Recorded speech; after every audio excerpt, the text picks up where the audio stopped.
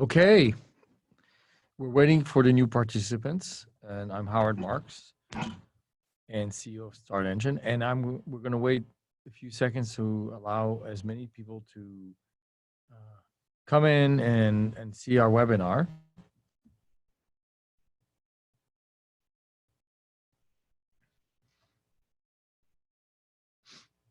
Great, I'm going to get started. This is really exciting. We have today a presentation of StartEngine, what we did last year, what we're planning to do this year and the next 3 years. And we have invited our community.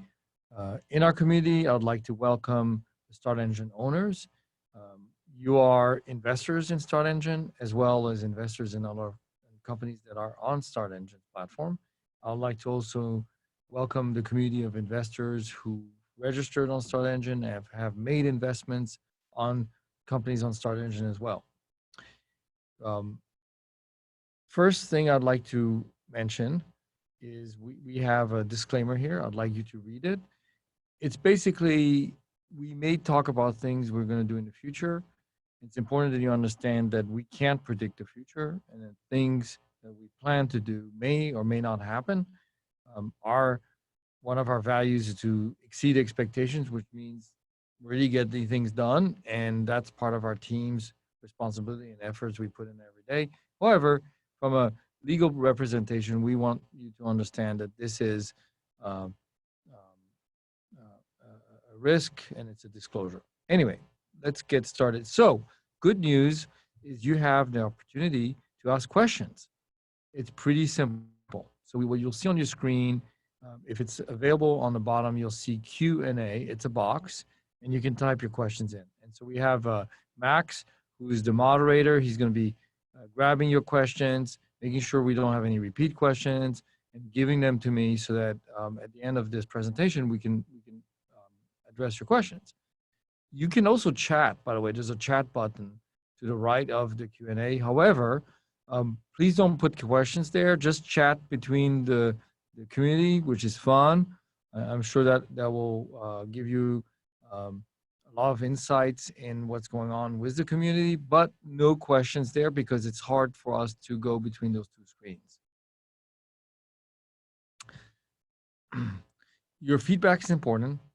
We're going to be talking about our own campaign as well, as there are only 13 days left in our own campaign. Our own campaign, by the way, is what we use to raise capital for StartEngine so we can build some of the future exciting and interesting initiatives. However, this webinar is really to inform you about our company. Okay, so here's the agenda. We're going to start about our mission, targets, and values. We think it's important that we can share with you how we think about our company. It's interesting because there are a lot of businesses out there who are today starting with that concept where in order to educate the customers and people who are interested in being investors, you really talk about what's going on inside the company from a mission and target and values. The next thing is we're going to talk about what happened in 2019. One caveat is we're not going to share financials because these need to be released to the general public at the time we do it at the same time for everybody. However, we'll address some of the great stuff that we were able to accomplish. We'll talk about the long-term plan. So what is that? That's the 1 year, 3 year plan, and then address your questions. Our mission, what drives StartEngine is our mission. Our mission is to help entrepreneurs to achieve their dreams. This is so core as to what we do. We talk to entrepreneurs every day, hundreds of calls every day. Our team in the sales group, business development group, we try to help entrepreneurs. Now, it's interesting, the demand for capital from entrepreneurs, as you can imagine, is pretty huge. Capital is critical for companies. And so when we talk to them, they have choices. They can come to us, there are other platforms, but they can also go to venture capitalists and angels. In most cases, what we find is they're starting to warm up really nicely towards equity crowdfunding, and that's what we do. Mainly because of all of the successes they've seen in the industry. And so When the beginning, it was something that was early stage. People had to be very adventurous to try it. Now it's starting to feel, we're not there yet, but starting to feel we're getting towards a concept where it's going to be more mainstream, or at least an option that is worth considering. Once we get to mainstream, you'll see an explosion in the number of companies who are going to be using platforms like StartEngine to raise capital. Our core target is to, by 2029, to raise $10 billion for our companies. Now we haven't even reached $150 million in our first 4 years of operating the company. But you have to imagine that as the first year was very hard to raise money, the second, and now last year, it was a lot easier. And you have to imagine that it's going to get better. We have plans of how we get there. We don't know if we can get there, but we're going to make that our goal. So it's going to be interesting to see in the next year, and 2 years, 3 years, if we're able to make those goals.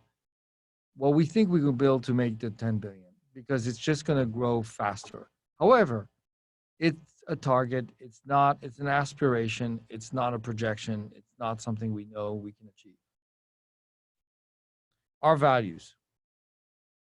When we talk to the people who work at StartEngine, we talk to people who would like to come and join StartEngine, we talk about our values. Unless people can fit our values, we don't think they're a fit for StartEngine. And we make it very clear, because every Friday when I have a team meeting, I bring back those values to the entire community of people who work at StartEngine. And then when they talk to companies, they also talk about those values sometimes, because it helps them understand how we operate. So what is the first value? Own the mission. We talked about what the mission is. That is core to what they do every day, is to own this mission and be part of what they want day by day, helping entrepreneurs achieve their dreams. Second one is exceeding expectations. Why do we say that? It's because we set goals for everyone, and they have what we call rocks. These are their 90-day goals, and then we have weekly goals, monthly goals, right? But we want them to exceed the goals. We think that's a good thing. We set a certain standard with our customers, and we hope to achieve those and exceed them. That's really how we build a brand where people have confidence in what we can do. The next one is be a team player. We are a team. We work as teams. We have groups of smaller teams, and then we have the larger team, which is the company. And we want people to play on the team and not have anyone feel that they're better than others. We feel that everybody should collaborate. Stay curious. That's important. We're learning every day. We're learning how equity crowdfunding works. This is a novel way to raise capital. We believe that we still have a long way to go to make this mainstream and huge, and basically, in our view, not just an alternative, one of the best ways to raise capital. Well, being curious means making mistakes, learning from them. It also means taking exams required by the financial services industry, and bringing that knowledge to the table, to the company. Being curious will allow our team to constantly grow and get better. Do the right thing. Well, guess what? We're in the financial industry. We're a fintech company. And in order to survive and do anything and have a brand that is very meaningful, you have to do the right thing. And what does that mean? Not only following all the rules and regs that are out there, there's probably thousands of rules to follow, but also from the perspective of everyone working here, doing the right thing means only offering options for our entrepreneurs that are real, not selling things that are unachievable, not making promises we can't meet. Doing the right thing has not only moral, ethical implications, but it also has an implication of how we are as a company and how people perceive us. Doing the right thing is critical, because then investors will feel comfortable making investments, and entrepreneurs will feel comfortable putting their company on our platform. That to us is a core value. And finally, care about others. We as a community, between the people who work here at StartEngine, the people who are vendors with StartEngine, our investors, and also the entrepreneurs, it's a community. We need to care about people. We hear stories. We respond to people's needs. It's so important that we feel that everybody has their back. So care about others is our next core value. So I went through those again so that you understand who we are. And we use those values inside our company, but we also use them when we interact with our customers and our investors. So let's go through some highlights. So far we've raised over $125 million for companies since we started going live, and it's growing. Even though we would like it to be higher, we feel that we've been able to achieve this number because what we have put in place, the platform and the team, is working. We know the demand is a multiple of this number out there. Now our job is to meet the demand and our solution, the equity crowdfunding, and make it work together. So we feel very confident that we're going to be able to grow the business. So we funded over 300 companies, 52 different industries. You can imagine it's pretty widespread. Our economy is pretty large, the largest in the world. And there are probably 600,000 new companies being created every year. There are 5 million small businesses who are considered, not single ownership practices, but they're businesses with payroll and staffing. It's an enormous opportunity. And so for us, 300 companies is just a start. We're maybe at the first inning of the game. We can't even imagine how big it can become. 4.6 million plus in revenue in 2018. That was released already prior in last June. I think in May, we announced our growth from 2017 to 2018. We're going to be announcing our 2019 numbers on or before May 1st. So everybody in the community will have the ability to see our performance for 2019. I'm sorry I can't provide it now because our audit is not completed. We audit our company every year. So the auditors are going to review our financials. They will go through testing, everything, so that the picture you see is reviewed by an independent auditor, and it feels at least as accurate as it's possible. And that's important to us. So once the audit is completed, we will release our financials, and we hope you like them, and we hope that you will be able to ask questions. We'll have another webinar to discuss those. We have over 200,000 users on StartEngine. You will see we have about 80 plus companies on our platform right now. They're live. You'll see a lot of them performing very well. We'd love all our companies to do well, but that doesn't work. I mean, we can understand that it's hard to predict who does well or not, but we get thousands of new investors a month that come in. They're brand new. They've never heard of StartEngine before, and now they become part of our community. In terms of our funding, StartEngine is also raising capital so that we can grow effectively and that we can provide the resources that we need for entrepreneurs. And so far we're at over 17 million for StartEngine. We have over 7,000 investors. It's an exciting time. It's very exciting to see the excitement that people have behind the new kind of companies in the new economy. We're a financial technology company. People call them fintech companies. There's been recently a number of pretty exciting sales in the fintech industry. You probably read it in the paper all the time. We're in that industry where we fit is we're building a new category. Modern banking. It's a new category. It's different than peer-to-peer lending, where they allow consumers to borrow at lower rates and online. Um, we're different than that. We're not an infrastructure company. We're a modern banking company.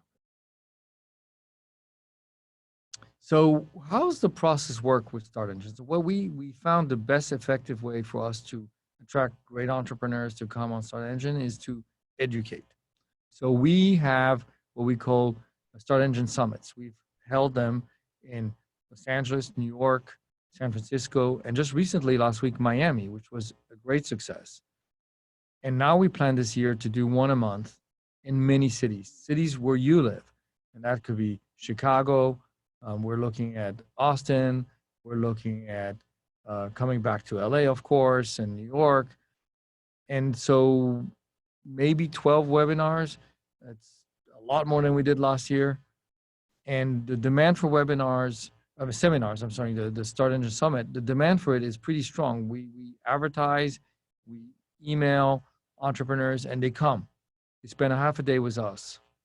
And then what we find is that a number of them sign with us. They sign because they've become comfortable with what we can offer in terms of our services. They look at our community, they observe our website, and then they decide, yes, I'll sign. So at that point, to do all of the work to onboard them. We've made a lot of progress in that department. We are striving for a 5-week turnaround time from the time they sign to they go live. Now, we understand there are always barriers that come up that we didn't anticipate, but that is our goal, 5 weeks. And we're making a huge amount of progress in that department where we feel we're able to launch on a regular basis companies. Just last month, we launched 15 companies. And this month, so far, we have about half that has been launched and more coming in the next couple of days. Two main products we do. So regulation crowdfunding, as you can see on the screen, is Reg CF. It's the $1 million rule, and you'll see most of the companies follow that $1 million. But once they raise 1 million, we then introduce them to Regulation A, which allows them to raise up to 50 million, 50 per year. So it's a huge amount of capital. And the concept we have is called always be raising. Always be raising is about starting with regulation crowdfunding and going on to Regulation A and never stopping. Why? Because demand for capital for a company is always an ongoing task. Having starts and stops is disruptive. And then because it becomes part of the company's DNA to constantly raise, they don't see this as a burden. They see this as part of being in business. And that can reduce the risk of failure for a company because they have access to capital and they can constantly grow. So we believe that always be raising is a modern way to raise capital. The traditional way is to raise, wait a couple years, raise more, come back, wait 2 more years, 3 years, come back. The modern way is to always be raising, bringing those new investors in and making them ambassadors for the company. And finally, we'll talk a little bit about secondary. That is our big, I would say, initiative is to offer the liquidity for investors for the shares they purchase. And many investors are going to feel that they want to hold on the shares because they like to get the highest level of appreciation possible, but the risk is higher. And some will decide, look, I'm happy with what the price is going on right now. If, to the extent I can find a seller, I will sell my shares and put them on the market. Okay, marketing strategy. So our target market, we help US-based companies. As you know, as you may know, regulation crowdfunding, Regulation A are designed for US-based companies. And so we target a lot of entrepreneurs in the top metro markets. However, we have entrepreneurs who come from smaller cities, which we're very excited about. But we have to be realistic where we put our marketing dollars. So we target those top metro areas. We're looking for companies who want to raise between 500,000 to 50 million. That's our target. Someone who wants to raise 100 million, we can't do it. Someone who wants to raise, $10,000, $20,000, it's typically better to do a loan if they can get that. So we want to work with entrepreneurs that are willing to put themselves out there. And the reason we say that is because what we've noticed is the entrepreneurs who do best on StartEngine are the ones who are very much putting themselves out there, doing the emails, talking to investors constantly, promoting their company. And that kind of attitude, that kind of feeling works amazing. The entrepreneur that is a little quieter, doesn't do as well. That's what we've noticed. So we want them to put themselves out there and engage the audience. And their audience, they know their audience better than we do. I mean, every company has a different set of customers and target markets. Raising capital from the community is also important because we think community support for businesses is important criteria. And eventually, we feel that those entrepreneurs should be willing to let those investors trade the shares and be part of secondary. So when you put this all together, that is our strategy. So the three unique, I would say, offerings that we have are, we have a complete solution, as you can see. Right now, we offer Regulation A to regulation crowdfunding to Regulation A, always be raising. We educate people, we onboard them, we offer all those services. We also offer marketing services for our customers, and then the secondary marketplace, if and when it's approved. And we lead by example because when we talk to our customers, those entrepreneurs, and say, look, we're doing it for ourselves. We're raising money. It's working. That really inspires them because we could have gone and said, no, we're going to go and see, I don't know, some venture capitalists and get money from them and put it in the company and help us grow. But we said, no, that would be disingenuous. That would not be how we would want to see a company grow. We have to grow with the same way as our customers are going to do, which is raising money from the general public. And we are just so connected with our owners, we call them owners, people who invest in StartEngine, that we feel that it is the best way for us to raise capital. So 2019, as I mentioned, we're going to report the financials and you will receive an email as to when it's available with a link. You'll be able to see them. And we'll have a commentary around it and we'll put together another webinar. So last year we became a broker-dealer. That was around mid-June last year. And it's called Primary LLC. We're a member of FINRA and SIPC. So why we're doing that is because now for Regulation A, we can provide more services for our customers so can they raise up to $50 million. It's great. It's been a big change. So we last year had about 3 to 4 companies. I think it was 3 that went live in Regulation A. And just this year, since January, I think we had already 3 or 4. So it's amazing to see the progress. And so we're very excited about it. We think that always be raising is great. One example is Jet Token that we recently launched. They raised last year $1 million plus on StartEngine, and now we just opened their Regulation A offering. So it's great. And so being able to provide more services to our customers makes us more, I'd say, interesting to them, a better fit. Internal structure. So we've organized ourselves and our company around what we call pods. So in the past, we had a group of people who would generate leads, and we had a group of people who would be talking to customers, and then we had a separate group in services that would be the account management group, and then we had another group to do the review, and then we had another group that was helping with the marketing. And what we found was that all those different groups, even though they would collaborate, were not in sync. So we decided to change.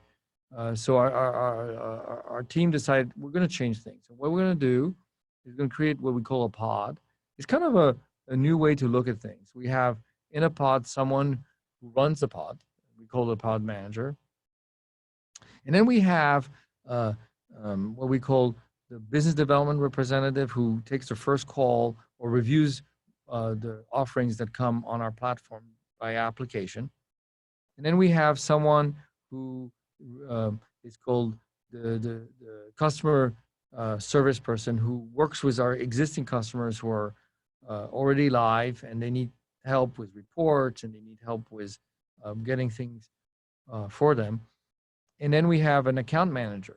So when these two roles, the business development person and the customer service person, they aspire to become an account manager. And why? Because the account manager is really the person who's working with our customers to get them live. And they take all the paperwork, I call it paperwork, online documents, anything that comes in that is required to be part of the offering and help prepare the offering. That is the account manager's role. And that account manager, while they're being an account manager, is going to get the licenses that are required by the industry so that they can actually earn compensation. So the account manager now has an aspiration, and there's two distinct ways. There's what we call the account executive. So they will morph into an account executive, which is really the person who's actually going to sign the contract with the customer and help them structure the deal. And that's a very important role because think about our customers are going to rely on us to help them figure out all those details so that they can go live and they can actually become successful. And the second role they can morph into is the crowdfunding strategist. And that is a role that is also very important because that's post-live. Once they go live, the crowdfunding strategist person is going to do a lot of the marketing. And they're going to work with the Facebook campaigns. They're going to work with the email mailings. They want to work with helping them with the press releases, whatever they need. We're here to help. Now, keep in mind, our customers do a lot of the work that is required to raise capital, but we're there as well with some of our services. And then finally, the account executive and the crowdfunding strategist, they aspire to become a pod manager. So what we've built with the pod is an amazing way for people to enter StartEngine early and become modern bankers. And what does that mean? That means that as they come in, we're going to train them and we're going to allow them to grow at a pace that is pretty spectacular, in my opinion, and allow them to have a very clear next step in where they need to go, and then grow their compensation as they grow as well. And as a pod manager, their compensation is going to be really extraordinary. And then eventually, you could ask, where does a pod manager go? And we call them modern bankers, right? Where does that modern banker do? Well, they can help multiple pods, and you'll see that the pod strategy will allow us to grow organically. Application-based. So we added a new feature where we ask our entrepreneurs to fill out an application. We think that's helped us a lot because it makes them think, it helps them really articulate what they're trying to achieve by working with StartEngine. You know, how much they want to raise, who's their audience, tell us about your business. Typically, what we're interested is in their financial projections, their investor deck that talks about the company and its mission. We're interested to see who are investors in the company, all of these things. Raise amount. So on the average, we were able to raise about 226,000 in 2019, and that is an enormous increase from last year, the previous year, which is 2018. Why did that happen? And I think the main reason is because by putting the pods in place, we're able to work closer with our customers and dedicate more resources to help them raise money. And that has worked as a big success because everybody on the pod kind of feels part of the same community. They all have the same customer and customers. Always they have a lot of customers they work with. And that pod together is able to achieve better results. So this has been a big change. And then 51% of companies that raise on StartEngine return. And that's the always be raising concept that I talked about previously. They come back for more. That's amazing. So you have a customer that can raise a few 100,000, come back for another few 100,000, gets to 1 million, then comes back and does a regulation A and can raise another few million, and then keeps coming back for years to come. Imagine, that's amazing. So if right now half of our customers come back, we'd like it to be higher, but we think it's pretty good. Okay, so we're going to talk how we see some of the results. So we've raised more capital than regulation crowdfunding than anyone in the last quarter 2019. So this is last quarter. So it's it's the last 3 months of 2019. We put the pods in. I think that started around June. When we start having that. I think April 1st we made the decision and the pods started getting formed, and by June they were operating very effectively. So we want to look at the last quarter because we think it's very indicative of what we were able to achieve. We asked our teams to try to achieve the highest amount raised possible for our customers, and you will see that as a market share, we took over a third of the marketplace. That's amazing. Now, we love our industry, and by the way, we like our competitors. There's Republic here and WeFunder, Seed Invest, and many more. And by the way, I always tell our team, look, they don't have to lose for us to win. This marketplace is so large that we all win, and we want them to win. We think it's important that they win. We think it's important that the marketplace wins, because if you think about it, being equity crowdfunding as a new idea and being modern bankers, we want that to be the de facto standard. And we're all small companies, by the way, at this moment. But we yearn to be very large companies, right? So we can't just be the only game in town. We don't want to be the only game in town. So we're friendly to our competitors. We do compete. That's absolutely important, but we're friendly with them.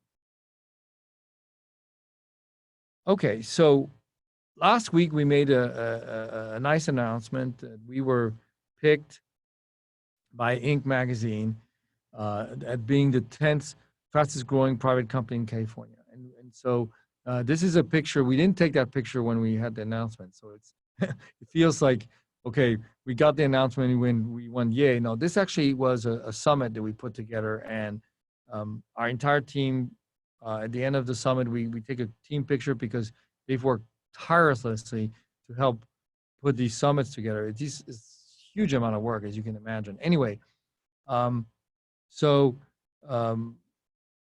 it's pretty cool, I think. And I told our team, look, this is not why we're doing this. Being ranked is not the goal of the company, but having that award or that recognition is great. We welcome it. What's most important is to accomplish our mission. That's really what's important. So let's talk about a little bit about the vision for the future. So the 1-year plan. Well, we have 5 very clear things we want to do. Now, this is non-financial, by the way. We have a financial plan. Of course, we have a budget. We have all of that in place. So the 1-year plan is to have 100% of the right people in the right seat. And what we mean by that is that we have a great team of people. We're about 25 people, and we're bringing more people. We'll add more pods. And some people who are working here may feel that they could do a better job in a different seat, in a different position, and we want that. So we want the right people because they follow our 6 values, and they get what they're supposed to do. They want what they're doing, and they have the capacity to accomplish it. But also, we're very open to moving people to other areas, from marketing to business development, as an example, and vice versa. Launch secondary with a clearing broker. Now, wow, secondary. If you look at the bottom, there's a little disclaimer. It's subject to FINRA review and approval. So we've been at it for 2 years, maybe a little less than 2 years. And we believe we're going to achieve it. We think we're going to get it done. We have a great team of attorneys. working on it. So this is so exciting. This is really our biggest initiative for the year. Um, it's the one that I personally am working on. If you ask everybody at Start Engine, okay, so what is Howard doing all day long? Yeah, I talk to people. I actually talk to entrepreneurs. I love talking to our customers. But what I do all day long is to make sure we find a way to get this done. Because once we have the liquidity marketplace, we think it's going to fuel uh, the number of companies going to want to come and raise money with us. Okay, Regulation A. So we, as I mentioned, we're become a broker dealer, and last year we did 3 Regulation A offerings. This year we want to do 15. So far, we've already launched 3 to 4. I think it's 3. Maybe there's a 4th one. And yeah, that's what we want to do, 15. And we have a large pipeline, by the way. We have a very good pipeline. We're very excited about the number of companies we can help. Number 4, our marketing team is working on what we call the brand awareness campaign. So one of the things I think Start Engine can do better is to be more visible. So far, we have a niche. I think people, if you knew equity crowdfunding, I think you know about Start Engine. But if you are from the outside of that kind of niche, I don't think the brand resonates. So we're going to put resources this year, significant, to getting that awareness. And you'll be hearing first, as soon as we're able to tell us our exciting plans, led by Joanna Cronin, who's our Chief Marketing Officer. We're going to be first to tell you. You're gonna hear it from us, and I think you like it. I hope you like it. And really, we think it's going to take us to a new level. Finally, we think real estate is important investment. So if you think about some of the greatest investment opportunities in our country is real estate. Typically only accessible to what we'll call accredited investors. These are investors who make over $300,000 a year in income. They have over $1 million of assets outside of their home. That's not a large portion of our population. And yet they've had access to great real estate. How? Well, they talk to their advisors, they talk to their brokers, they see deal flow, they invest in these limited partnerships, and next thing you know, they're getting returns in the 8%, 12%, sometimes higher than that. It's unbelievable. And yeah, there's risk. Of course, there's risk in any investment.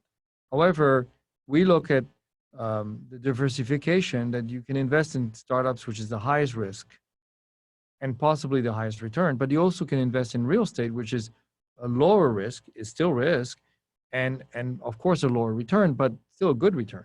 So we believe this year we want to launch our first real estate offering, and what we want to do is offer monthly dividends, and we're going to reduce. We found a way to reduce the fees down to as low as possible, so that investors who invest in those real estate offerings get the highest return possible.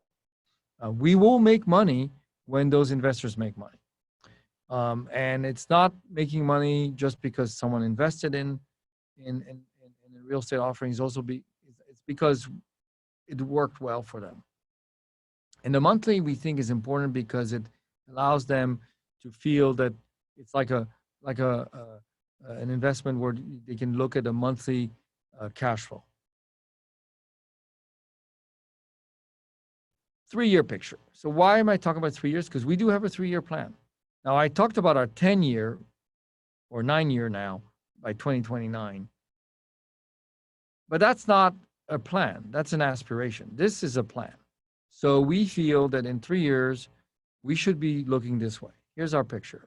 200 people in the right seat, 16 pods. We have 2 now. We have a 3rd we're building right now. Maybe we'll have a 4th this year, but that's 16. And each pod has a revenue, I would say, goal. So you can do the math. If you have more pods, you have more revenue, right? We look to have about 20 people who are devoted to secondary. And again, that's subject to FINRA approving it, of course. Right now we'll have our own office. Right now, we are working at a WeWork. We love working with WeWork. We have 25 people. It's flexible, but once you get to 200, you probably will outgrow that need. An East Coast office, we think it's important to be in New York. We see a lot of business there. We work with people in New York right now, but we think it's better for our customer to have some people on the ground over there. Equity crowdfunding, we believe, will be part of the modern portfolio for investors. And what does that mean, equity crowdfunding? That means startups, but as I talked about real estate, but it could be other things. That could be commodities like gold, it could be oil and gas, solar energy. All these investment opportunities that you hear about that you may have not found a way to invest in, we think should be on StartEngine. Could be even classic cars and art, collectibles. Some of them are attractive to investors as well. We put there an interesting one, which is launch one unicorn. What do we mean by that? It means that we've launched on StartEngine one company that has done incredibly well, that has garnered a significant market cap, where investors are feeling a tremendous happiness in their investment. But we would like to have one that becomes, what we call a unicorn. That may not happen, but it's a great goal. So we'd like to expand into alternative investment classes. And I think I mentioned that with real estate, but you can imagine that real estate is just one piece of what we call an alternative. And as I mentioned as well, solar energy, oil and gas, and all sorts of other investment opportunities we think should be on StartEngine. We're going to go slow on that because right now we're great at helping companies, startups, entrepreneurs. We think we'll be great at all these alternatives as well because they're also run by entrepreneurs. So it's just a different investment outlook in terms of risk reward.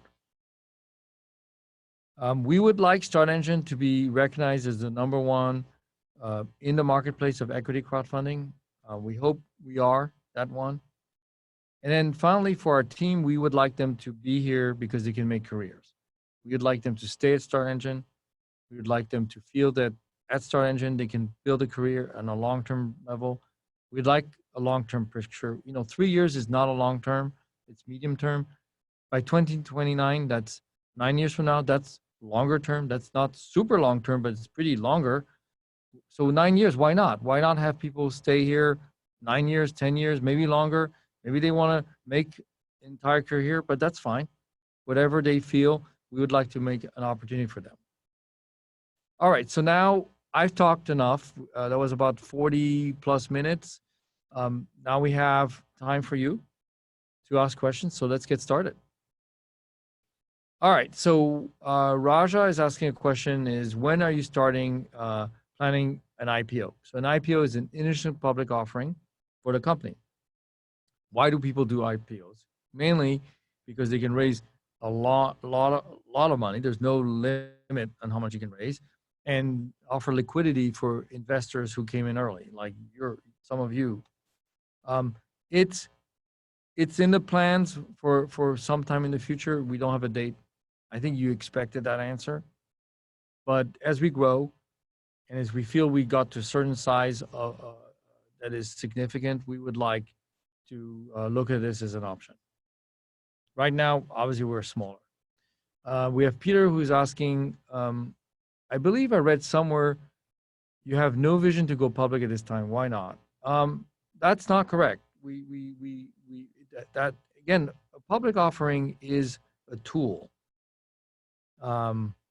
It's a tool, again, for raising capital and offering liquidity to investors. So we think it's important.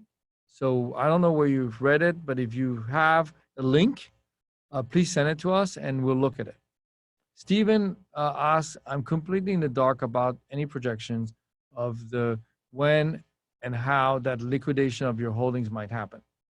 I don't know if you're talking about StartEngine's stock or the equity in other companies, but projections. Okay, well, yeah, it's easy to make projections. Anybody can.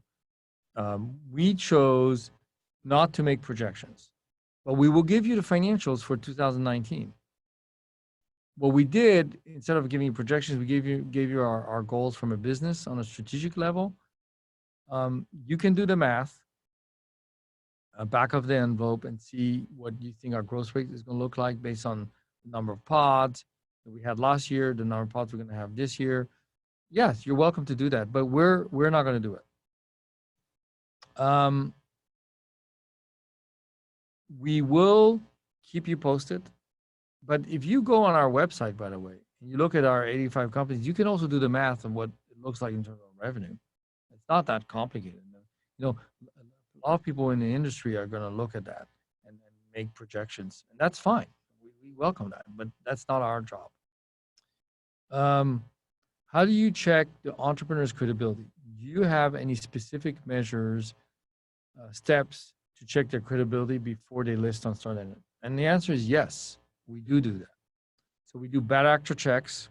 We don't want anybody on StartEngine that has had financial crimes, convictions of that nature. We want people who behave responsibly. We think fraud is a risk, and we want to reduce that risk as much as possible. So yes, we do check our entrepreneurs. We have, obviously, we can go online.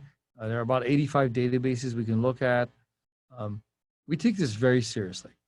We have a review team. They do the due diligence, and they're the ones who actually do a lot of the work. And when we see flags, we review those flags, those red flags.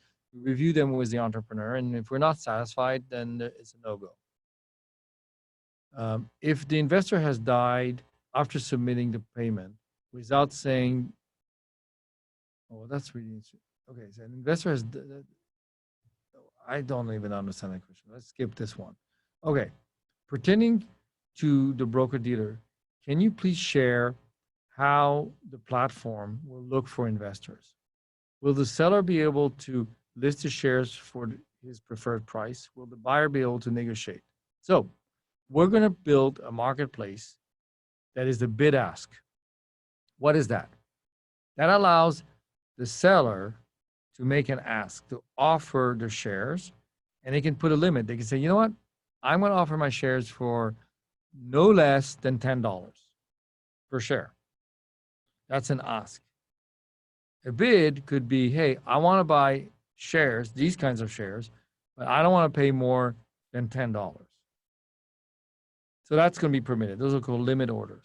We're going to also offer market orders, but we're going to put a big disclaimer, be careful, market orders are not necessarily what you think they are, where you can offer, hey, I want to sell the shares right now. I'll take any price.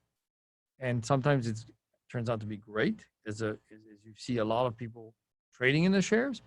And sometimes it could be very bad because someone came in at an opportune time and picked them up for nothing, right? So we're going to offer those two things, but we're going to be very careful to educate our investors.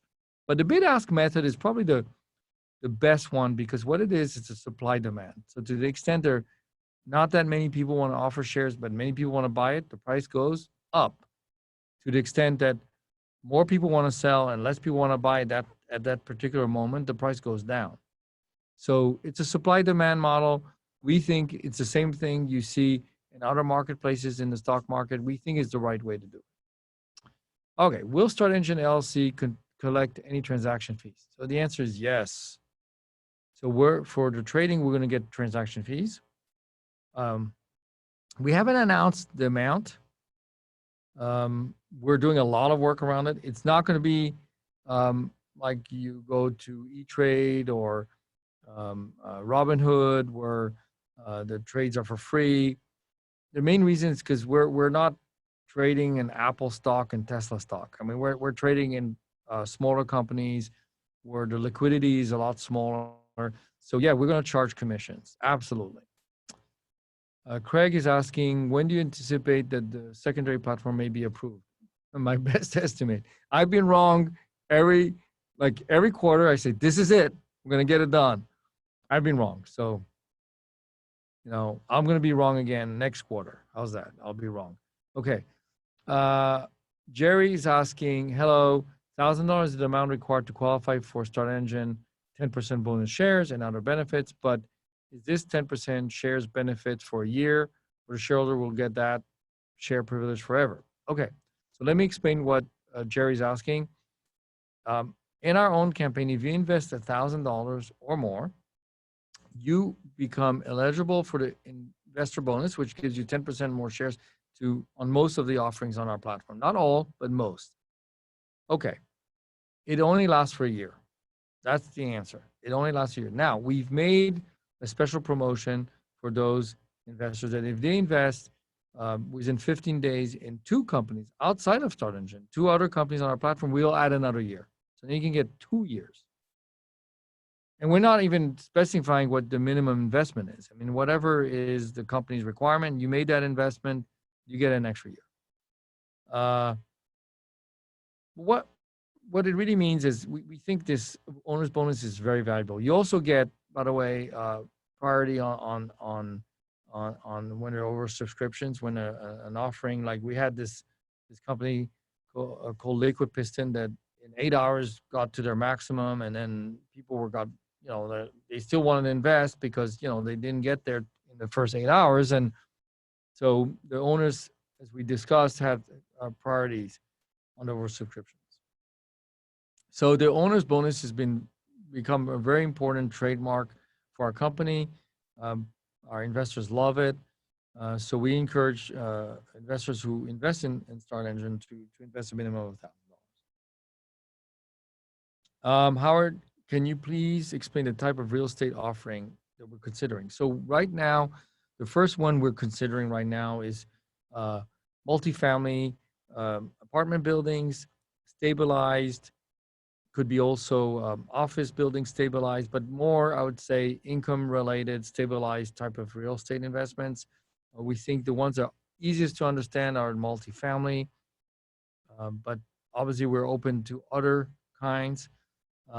Down the road, as we become more successful with real estate, we're able to communicate the value of real estate. We think hotels could be interesting.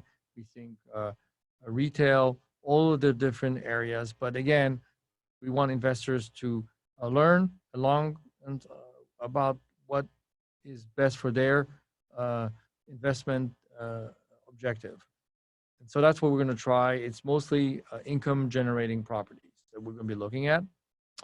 Okay, Max asks, I've invested in a few companies via Start Engine, including Start Engine. In the last 2 years, 2 of them have shown no sign of activity. What does Start Engine do to track past campaigns and help investors with visibility? I hope you understand that failure ratios will help build confidence in Start Engine. Okay. So, great question. I think it's very important. I think you're absolutely right. We need to help our investors. So we do talk to companies. We ask them to make updates on a regular basis. Now, if a company gets into difficulty, we'd like them to disclose that to the investors, keep in touch with investors. However, I just want everybody to understand that failure does happen. That is not uncommon in this business of early investing.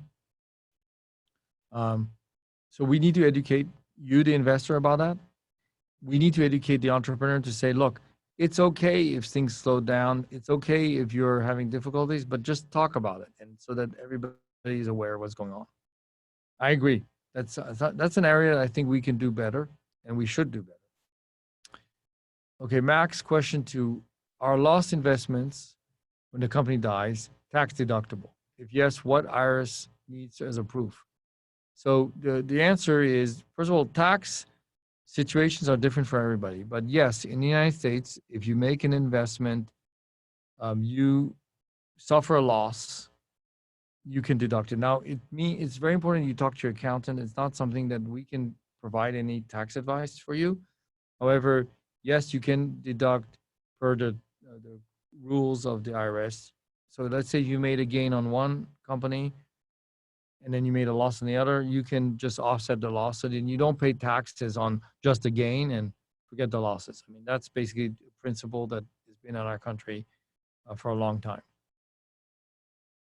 Gene asks, will Start Engine stock be listed or will be listed on new ATS? Great question. Um, yes, we would like Start Engine to be on the Start Engine secondary platform if and when it's approved. Absolutely. Now, it's different than doing an IPO, by the way. That is not an IPO. It's different than doing an IPO. It just allows some form of liquidity prior to an IPO. Basically, that's what it is. Gordon asked, of the 200 companies funded, how many have failed? You know what? That's a great question. I don't know the answer. I guess I should know the answer. Um, Sometimes we don't know that the company has failed, by the way. We contact them, they don't get back to us. They may still be operating. So I think we should I think we should make a note to ourselves for this and see if we can figure that out. Um, we know that a lot of the companies on Start Engine are still operating. We have had a few that got sold, some liquidated, unfortunately, as well. Gerardo is asking, will Start Engine offer dividend earnings? We have no plans to offer dividends. And the main reason is this. Until we become profitable, it makes no sense because dividends is sharing profits with the investors. At the time we become profitable, I think the board should think about it and look at it if it makes sense. As a fast-growing company, you typically don't pay dividends until you get to a point where you stabilize. And the main reason is because you want to use some of the profits to continue to grow. I mean, you could raise more money, but it's kind of silly. If you have the profits there, might as well use them to grow. So that's how we think. Sam, is it best to invest and hold? Well, that's a great question, Sam, because a lot of people in the marketplace, like Warren Buffett and some of the great investors, believe that timing the market is very hard. I think it's a very personal decision. In my career, I think I would have been better holding than selling overall, but I've chose to sell because I wanted to diversify my risk. It's understandable. There's a lot of psychology involved with it. So buy and hold is not an uncommon strategy. It's been successful for a lot of people. Some people like to take profits off the table. So it's hard to answer that. Another question is how fast and what are the factors that affect the speed of an investment? I did a few investments in a few companies. Some of them went faster than others. Please explain. Well, that's a great question. So it turns out when you make your investment, the money goes into escrow. It's in a bank. It's not in our, we don't hold investments. That escrow, your money stays there until the company decides to disperse it, which means take it out of escrow into their bank account.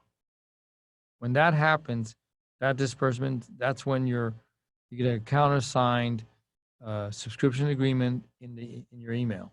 That confirms your investment. Until you get that countersigned subscription agreement, your investment has not cleared. So what can happen?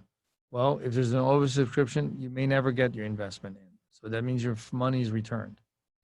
If you made the investment and there's a problem with that, meaning your address doesn't match your social security number, something like that happens, you're going to get a contact from us, from our investor services, asking you to fix it. Should you not fix it, after repeated requests, then very likely you're going to be returned the money. Your money is going to be returned and you won't have the shares. So it's important to understand we do the best we can and we try to be good at this so that we allow investors to understand when their investment actually clears and they get this signed subscription agreement, which means you have the shares. Joel asked, in regards to your pipeline, are you seeing a lot of ed tech companies? More generally, what's the industry mix for your pipeline? Well, ed tech, we've done a few last year. We are doing a few this year. We don't see a huge growth in ed tech. Ed tech is education technology. We're in fintech, financial technology. Education is an enormous marketplace, humongous, and we think that would be great to get more. What we're seeing is a lot of green tech. There's another, it's like all these buzzwords. Green tech. Green tech is basically solar, wind, tech, uh, um, technologies that help create the energy of the future, which is clean energy. That could be even improving on coal energy. That could be improving on oil. Any improvements that would reduce emissions, reduce costs, reduce pollution is considered green tech. So we see a lot of green tech and tech. So I think between green tech, tech, and beverages, that's alcohol, distilleries, breweries, drinks, uh, protein, all of this stuff doing very well. Okay. Concerning the broker-dealer service, as investors, do you have a discount on those fees you charge? I suppose that has to do with the secondary marketplace. So the answer is we're working on, for the owners, to give them a discount because they're owners in StartEngine if and when we have the marketplace. But we don't have it, so we haven't announced anything in there. But we're working on that because we think it's important to solidify our community. Now, in terms of a regular investor who is going to buy shares or sell shares, we'll publish a commission sheet. Everybody will be able to see it. When does StartEngine current offering end? And what's the maximum amount that you're raising in this offering? Okay. Well, so the current offering, our own campaign, ends in about 13 days. I think March 10, by a certain time, and it's done. Our maximum that can raise is 9 million. So last year we raised 5, which was our maximum, and we had oversubscriptions. And that was hard because a lot of investors at the last minute wanted to come in and couldn't. This year, March 10, it's 9. We feel confident. Things are going really well. We're raising quite a lot per day since we have announced the deadline. And once that's done, that's it. We've raised the capital we needed, and we will announce it to everybody. And that's when it ends. Okay, so there was a question about if an investor dies after submitting the investment, what will be the situation? So if we are notified that the investor has passed, at that point, and the investment has not cleared, then it's refunded. If we have not received a notification and the investment clears, then it becomes part of their estate. And at that point, the estate has to deal with that investment. So we're not doing anything different than how any brokerage firm would be reacting to the deaths of one of the customers. Skip asked, does StartEngine receive an equity position in all of the deals of the platform? What level? Great question. So starting last year, and that's interesting, we started getting 2% in terms of a commission of the amount raised for the regulation crowdfunding. So if a company raised $1 million, we would get $20,000 in stock, the same stock as the investors. We put that $20,000 in stock in our portfolio, and we put that on our balance sheet. So you will see when we release our audited statements, you'll see a number in dollars of what we call unearned revenue. That's not revenue at this moment because it's stock, and we will have that as an asset for the company. And for Regulation A, we get warrants. We get 5% of the raise in warrants, and the warrants will also be on the balance sheet. They're calculated completely different than stock. I don't want to get into the technicalities of it, but what I want to tell you all is that most of our offerings moving forward will offer StartEngine the equity participation, whether it's in stock or warrants. Another question is, would your real estate platform be organized in the form of a REIT, real estate investment trust, where all owners share in the returns and profits? And the answer is yes. So it's a different form of REIT than what you would see in the marketplace, because in our case, the the losses can be deducted, where in regular REITs they can't. And because it's a private entity, it's going to be a limited liability corporation. There are a lot of benefits for the investors there. And the answer is yes. So the limited liability corporation, all the limited partners in that are going to be the investors. And we're partnering with a real estate firm where we're going to be together uh, uh, managing that entity. Could you explain more regarding in terms of bonus distribution to the individual investor? Okay, bonus distribution. I think you mean probably dividend distribution, and you may mean real estate. So in the case if it was real estate, your question, if it's a real estate, let's say the rents from the building get pooled monthly, and those rents, you deduct the costs of collecting the rents and all of the different costs that the building needs for operating. And then once you reduce that, that becomes dividends. And those dividends are distributed monthly. They're divided up in pro rata between the investors. I've simplified it because obviously it's more complicated, but all of this will be disclosed in the offering circular once we have the offering on the platform. We have a question for Gene. I represent $1.2 billion real estate company that primarily develops hotels for Marriott and Hilton. They have wanted to do Reg A to raise 50 million, but they found the broker costs are too high to make it worthwhile. What would be their cost in StartEngine? Well, great news is we've built a way for these companies who do real estate, so they become partners with us. Where what we want to do with them is split the back end. What does that mean, the back end? There's two components. First component is the asset under management. It's basically something you charge per year. It depends on the fund. Obviously, it depends, but based on it's a small fee, and we split that with the promoter. The promoter is the company that actually finds the real estate and manages the real estate. We find the investors and manage the investors. That's our relationship, and we basically put two expertises together.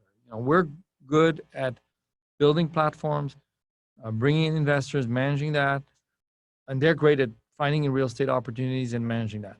And then the other thing is there is a fee that once the investors have realized a certain amount of return, we get a piece of that upside.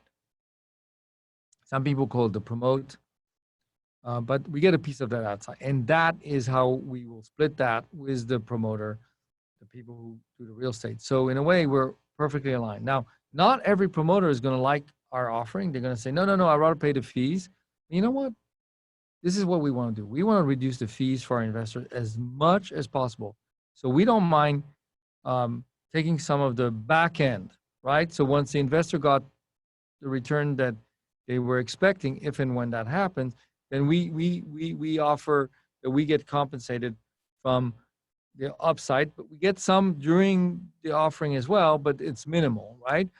And so we think that kind of strategy is great for the investor, and we think is great for the promoters, should they be willing to share with us. I mean, not everybody wants to. We have a lot of promoters who's like, look, Howard, we can find as many investors as we want. We don't need you. Okay, great.